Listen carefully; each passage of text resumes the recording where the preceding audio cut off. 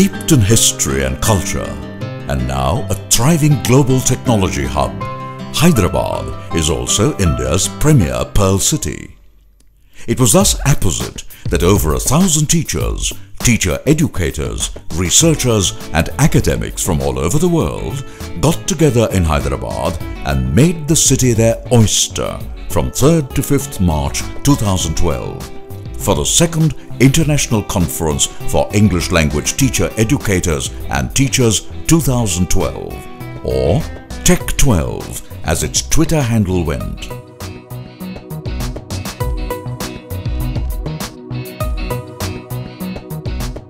Organised by the British Council in collaboration with the English and Foreign Languages University, EFL University, English Language Teachers Association of India, ELTI, and the International Association of Teachers of English as a Foreign Language, IATFL.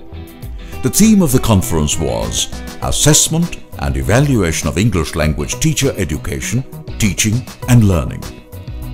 Michael Carrier, British Council's Global Director of English Language Innovation, felt that this was the largest teacher educators conference anywhere in the world.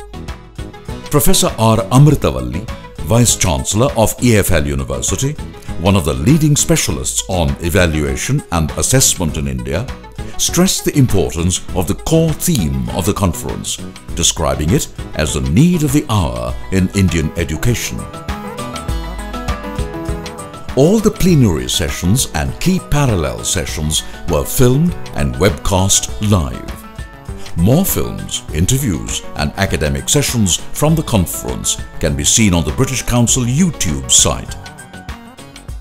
The focus on assessment and evaluation meant that there were lively discussions in almost all sessions.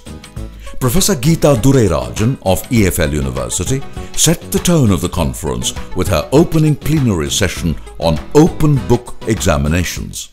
Open book examinations are an amazing opportunity where we can test and still enable learning to happen.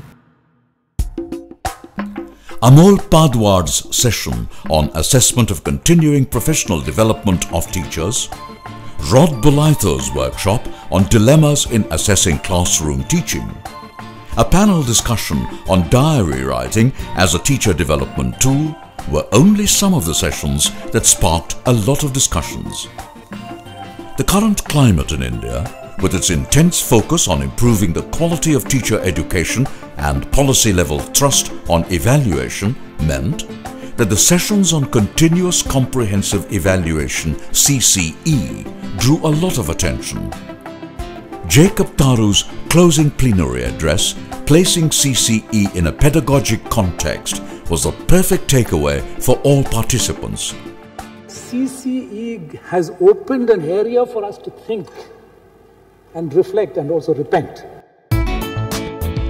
And other sessions on CCE, for example, those by Adrian Tennant and Marianne Tudor Craig, kept the CCE issue buzzing and alive all of the 3 days of the conference.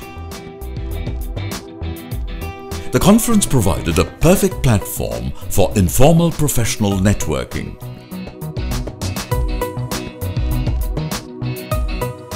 It's the first time many of them will have interacted with each other across the country. I mean, I had lunch today with people from Bihar, West Bengal and Assam. One of the striking features of TEC12 was the way the conference breached its physical confines and reached out to over 40,000 people through webcasts, social media platforms like Facebook and Twitter. All the plenary sessions and many of the parallel ones were webcast and were viewed by over 6,000 viewers in 48 different countries. While 83% webcast viewers were from India, USA, Pakistan and UK followed. If the second conference was an eye-popping, life-changing experience for Delegate Cherry Matthew Philippos, who won a British Council competition to be at the conference from Kerala, Padmini Borua from Assam, who had also spoken at the first conference in January 2011, felt that the almost doubling the number of delegates and speakers was a remarkable achievement, especially as the organizers did not compromise on quality of the content or the conference experience of the delegates. The registrations were relatively hassle-free, and as a result, delegates had a much better experience this year. On the one hand, we are really proud that we were able to attract so many presentations and well over 1,000 delegates.